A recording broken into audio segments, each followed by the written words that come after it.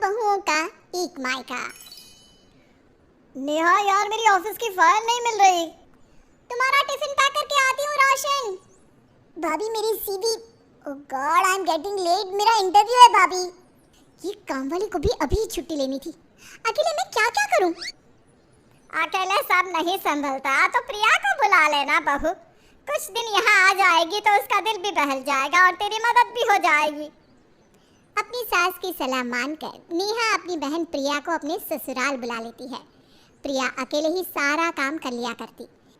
सभी प्रिया की हर समय तारीफ करते रहते हैं और ये देखकर नेहा बुरी तरह चिढ़ने लग जाती है और एक दिन उससे कहती है, आज फुलवा का फोन आया था, कल सुबह से वो आने वाली है तो अब तू फ्री है। क्या जरूरत है उसे बुलाने की दीदी, बेकार में 4000 रुपये ले लेती है। अरे पर तू कब तक यहाँ रहेगी? हम घर वापस जाना भी है या नहीं है? क्यों क्यों नहीं रह सकती नेहा यहाँ भाभी? जिस तरह आप इस घर में 2 साल से रह रही हैं उसी तरह नेहा भी रहेगी। मैं नेहा को पसंद करता हूँ और उसी से शादी करूँगा।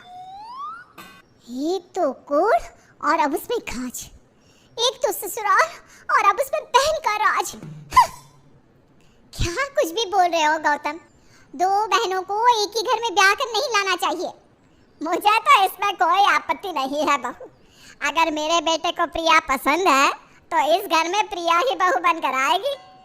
और वही होता भी है। गौतम और प्रिया की शादी हो जाती है और प्रिया भी उसी घर में बहू बनकर आ जाती है। मम्मी जी, बेकार में माली को क्यों लगा रखा है? माली को हटा देते हैं। मैं हूं ना, मैं दे दिया करूंगी पौधों में पानी। घर में 4 पैसे बचेंगे तो हमारे ही तो काम आएंगे।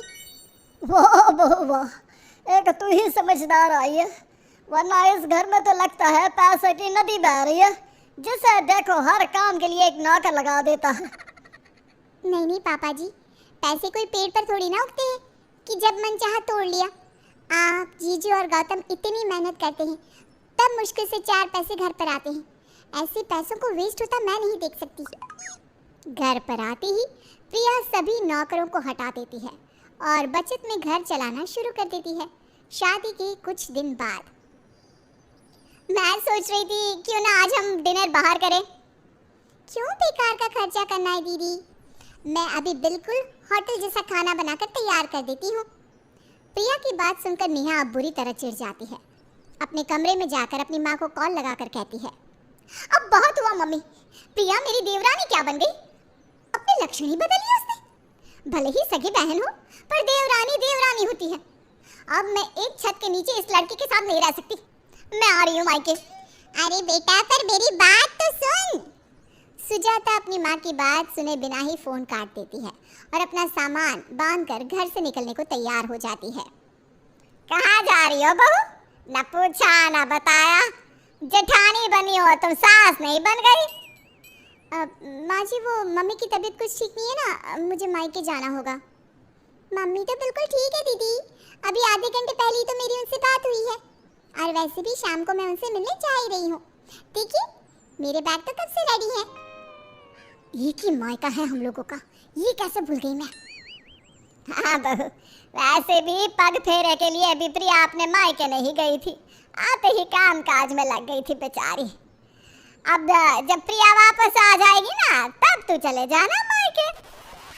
ये कहाँ फंस गई मैं, न यहाँ की रही न वहाँ की।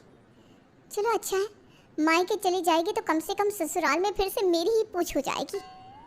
अगले दिन नेहा फिर से सभी नौकरों को काम पर बुला लेती है। क्या जरूरत है बहू फिर से इतने नौकरों को रखने की? एक ही घर की हो ना तुम दोनों। पर कहाँ प्रिया कहाँ तुम? एक बेचारी पैसे बचा कर चलती है और तुम्हें तो पैसे खर्च करने होते हैं। हर तरफ प्रिया की बढ़ाई सुनकर नेहा पूरी तरह से पक चुकी थी। अब कुछ तो करना ही पड़ेगा, अब पानी सर से ऊपर हो चुका है। पहला बच्चा तो मायके में ही पैदा करते हैं ना। अगर मैं सासू माँ से ये कह दूँ कि मैं माँ बनने वाली हूँ तो कम से कम 9 महीने के लिए मैं आराम से मायके में आराम तो कर सकूंगी।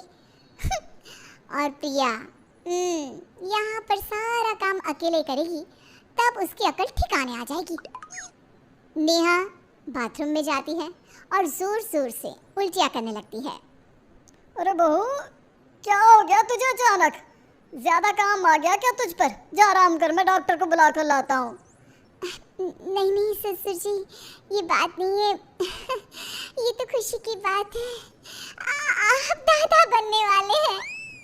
नेहा की बात सुनकर उसके ससुराल में खुशी की लहर दौड़ जाती है और तभी नेहा के मायके से कॉल आता है। बधाई हो समधन जी, आप दादी बनने वाली हैं। अरे पर आपको किसने बताया? अभी जब प्रिया बेहोश हुई ना, तभी डॉक्टर ने बताया कि वो माँ बनने वाली है। मैं तो कह रही थी कि पहला बच्चा तो ऐसे भी मायके में ही होता है, तो मैं प्रिया को यहीं रख लेती हूँ, ठीक है ना? एक नहीं दो खुशखबरी है, क्योंकि नेहा भी माँ बनने वाली है। तो आपकी दोनों बेटियों का ख्याल तो आपको ही रखना होगा।